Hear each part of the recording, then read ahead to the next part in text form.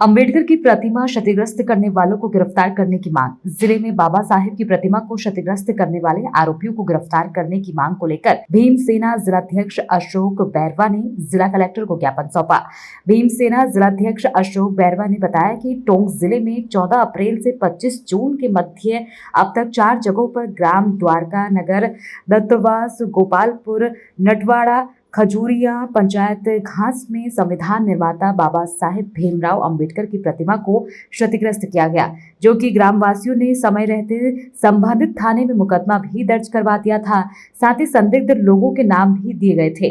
पिछले 3 माह में सभी सामाजिक संगठन शासन प्रशासन के पास आरोपियों की गिरफ्तारी की मांग रख चुके हैं, लेकिन अब भी आरोपियों को गिरफ्तार नहीं किए जाने पर समस्त सामाजिक संगठनों में आक्रोश व्याप्त है, जिसके कारण 28 जुलाई को प्रातः 9:30 पर बैरवा धर्मशाला में ग्रामवासियों के साथ मिलकर एक महापंचायत किए जाने का निर्णय लिया गया है तथा महापंचायत की समाप्ति के बाद रैली के रूप में मुख्य बाजार से होते हुए घंटाघर अंबेडकर सर्किल पर प्रदर्शन कर जिला प्रशासन को ज्ञापन प्रस्तुत किया जाएगा। हेलो। जी सर। अशोक जी, जिस जी प्रकार सर। आप अब तक बाबा साहब भीमराव अंबेडकर की प्रतिमाओं को खंडित किए जाने को मैटर को लेकर प्रशासन के संपर्क में रहे, लगातार उनको ज्ञापन सौंपते रहे, पर अब कल एक महापंचायत आयोजित की जा रही है। जी हाँ। बताएंगे क्या कुछ मामला है, क्यों आपको महापंचायत करने की आवश्यकता पड़ी? हमारे ये लड़ाई जो है हमारे अब स्वाभिमान पे आ टिकी है, और ये प्रतिमाएं जो खंडित करने का मतलब है कि समाज को, बहुजन समाज को अपमानित करना। और कुछ मनुवादी ताकतों ने तो यहाँ तक भी सिद्ध करने की कोशिश की है कि अगर बाबा साहब भीमराव अंबेडकर जी के, हमारे संविधान निर्माता की अगर उंगली तोड़ी जाती है तो वो इशारा देते हैं कि इनको शिक्षा से वंचित कर दो। अगर इनकी नाक तोड़ दी जाए तो इनको ये कह दो कि यहाँ से इनका, जैसे काल्पनिक कथा में जैसे है कि उसको कहीं मुंह दिखाने लायक ना रखो, इनके कान तोड़े तो क्या नाम से इनके कानों में शीशे भर दो। इस तरीके से एक कटाक्ष जैसे रूप चल रहे हैं और प्रतिमाएं भी खंडित हो रही है। इन सब बातों को लेकर हमने, जब ये घटनाएं घट रही थी, सबसे पहले दत्तवास में जो प्रतिमा खंडित की गई, और हमने प्रशासन को कहा कि साहब जो आरोपी है उनके खिलाफ कार्रवाई की जाए, उनको डिटेन किया जाए, ताकि आरोपियों में, इन अपराधियों में भय पैदा हो। लेकिन पुलिस प्रशासन ने ऐसी कार्रवाई नहीं की अपराधी को, या नहीं किया किसी ऐसे आदमी को, जबकि बीट अधिकारी को भी रिपोर्ट नहीं तो कार्ड ध्यान देता है। अशोक जी, जी सर। अशोक जी, क्या कारण है कि 14 अप्रैल से लेकर 25 जून तक 4 जगह दत्तवास, गोपालपुरा, नटवाड़ा, खजूरिया पंचायत घास में संविधान निर्माता बाबा साहब भीमराव अंबेडकर की प्रतिमा को खंडित किया गया, पर 3 माह का समय बीत जाने के बाद भी किसी भी आरोपी को अब तक गिरफ्तार नहीं किया गया? मेरा निवेदन ये है कि अगर शुरू नंबर जो दत्तवास की प्रतिमा खंडित की गई थी, उसी समय अगर आरोपियों को तुरंत प्रभाव से डिटेन करके उनको खिलाफ सख्त कार्रवाई कर देते तो शायद ये 3 प्रतिमाएं बच सकती थी, ये खंडित नहीं हो सकती थी। सीधा सीधा संदेश मैं पुलिस को भी आरोप लगा रहा हूँ, अगर पुलिस अपनी शक्ति से काम करती तो शायद हो सकता है ये प्रतिमाएं खंडित नहीं होती। और संबंधित बीट अधिकारियों की सबसे बड़ी लापरवाही ये है कि उन्होंने अपनी प्रगति रिपोर्ट, जो शरारती लोग होते हैं उनकी रिपोर्ट संबंधित थाने को या परिसर पर नहीं दी, जिसके कारण ये प्रतिमाएं खंडित हुई। नहीं तो ये तो एक सामाजिक, ये तो जो है समाज के अंदर असामाजिक तत्व है, इनकी गिरफ्तारी तुरंत प्रभाव से हो जाना चाहिए, क्योंकि इस प्रकार अगर महापुरुषों की मूर्तियां खंडित की जाएंगी, प्रतिमाओं को खंडित किया जाएगा, तो कहीं ना कहीं देश में एक अलग ही प्रकार का मैसेज जाता है। इसके लिए मैसेज जब हमने, आज हम उस कंडीशन में आ गए कि आज 27 जुलाई है, हम 25 जून से जिला प्रशासन से लगातार संपर्क में, हमारे प्रतिनिधि मंडल समाज के सभी गांव जहाँ जहाँ से प्रतिमाएं टूटी है, वो लोग संबंधित पुलिस प्रशासन से और संबंधित अधिकारियों से, अब प्रतिनिधि मंडल ने ये बताया है कि साहब ये आरोपी है, इनके खिलाफ कार्रवाई की जाए, इनसे पूछा जाए। लेकिन उन्होंने ना तो संबंधित बीट अधिकारी ने पूछताछ की, तो इससे ऑटोमेटिक अपराधियों में तो एक खौफ ही नहीं है, तो फिर वो तो प्रतिमाएं खंडित करेगा।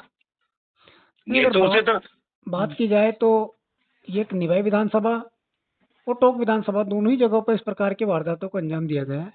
तो क्या इन घटनाओं के बारे में जनप्रतिनिधियों को भी सूचना दी गई? इसमें जनप्रतिनिधियों को सूचना दी है समय समय पर जो घटना हुई है, और उस घटना पर जनप्रतिनिधि ने कोई अफसोस जाहिर नहीं किया है, और न ही कोई पुलिस प्रशासन को ये सर कहा हो कि भाई जो आज की प्रतिमा टूटी है इसके खिलाफ कोई विशेष मीडिया के माध्यम से, जबकि हमारे आरक्षित सीटों से जीतने वाले सांसद विधायक इस घटना पे मौन बैठे हो और समाज को खुद को अपनी लड़ाई जमीनी स्तर पर लड़नी पड़े, तो सोचो समाज के साथ क्या हो रहा है। तो अब किस तरह के क्या आयोजन कल किया जाना है? किस प्रकार की महापंचायत की तैयारी आपके संगठन की ओर से है? कल कल जो बताए गए चिन्हित स्थानों के वहाँ के लोग अपने साधनों से, अपनी गाड़ियों से या जिस साधन से वो 9:30 बजे बाद से आना शुरू कर देंगे, और उसके बाद जो मीटिंग में सभी अपने अपने अपनी बात रखने के बाद, और उसके बाद हम बेरवा धर्मशाला से ही रवाना हुए। इसमें सबसे बड़ी खासियत मैं बता देता हूँ सर आपको, ये जो महापंचायत होने जा रही है ये एक बेरवा समाज की नहीं है साहब, ये इस महापंचायत में सभी समाज का, बहुजन समाज का हर व्यक्ति अपना अपना प्रतिनिधि से लेकर आ रहा है। ऐतिहासिक मीटिंग हो गई है महापंचायतों की, ये एक समाज की नहीं है, इसमें खटीक भी है, कोड़ी भी है, वाल्मीकि समाज भी है, बेरवा भी है, अन्य मेघवाल समाज भी है। यानी कि कल की मीटिंग हम जिस हिसाब से जो चल रही है, जहाँ जिन लोगों का आक्रोश था उस हिसाब से कल एक निर्णायक मीटिंग होगी है, और ये निर्णायक मीटिंग हम कल जो रैली के रूप में बाबा साहब वहाँ पहुँचने के बाद बाबा साहब को माला पहनाएंगे, उसके बाद हमारा एक ही लक्ष्य होगा, जब तक आरोपी गिरफ्तार नहीं होगा तब तक हम इस जगह से नहीं हटेंगे। तो क्या ये प्रदर्शन धरने में तब्दील होगा या सिर्फ ज्ञापन देने तक ही सीमित रहेगा? प्रशासन हमारी बात को सुन लेता है, कोई इतना बड़ा आतंकवादी तो नहीं है जिनके नाम हमने दिए हैं। प्रशासन अगर समय रहता सुन लेता है 2 मिनट लगते हैं डिटेन करने में, कोई बहुत बड़े आतंकवादी थोड़ी हो जो अपराधी जिन्होंने घटना की है। वो बीट अधिकारी को भी जाने, संबंधित थाना अधिकारी को भी जाने, हमने नाम दिए, उठा के तो लाना है। क्या कारण है जो अब तक इतना समय बीत जाने के बाद जब आपने नाम उपलब्ध करा दिए फिर भी गिरफ्तारी नहीं की? अब ये तो क्या है कि कुछ कुछ पुलिसकर्मी ऐसे भी होते हैं जिनके पास जातिवाद का जहर होता है। वो जातिवाद जैसे अब जिस भी जाति का है और उसका नाम आ गया तो वो उसको थोड़ा सपोर्ट कर कर एक साइड में रखते हैं या उसे उस जगह से हटा देते हैं। तो यही कारण है कि क्या हमसे ये हमारा आक्रोश बढ़ता गया, आरोपी गिरफ्तार नहीं हुआ। अब कल 28 जुलाई की जो टोक की धरती जो भी निर्णय करेगी महापंचायत, वो फैसला पुलिस प्रशासन को मानना पड़ेगा, न कि हमें नहीं मानना पड़ेगा। क्योंकि हमें कुछ अधिकारियों ने ये भी बात कही थी कि आप हमें कोऑपरेट करो, हम आपको कोऑपरेट नहीं करेंगे। तो हम उन अधिकारी को बताना चाहते हैं कि साहब हम कल आ रहे हैं, अब आप कौन कोऑपरेट करता है कौन कोऑपरेट नहीं करता, ये समय की बात है। ठीक है, धन्यवाद अशोक जी। बहुत बहुत धन्यवाद। टोंक से सुभाष सौदा की रिपोर्ट।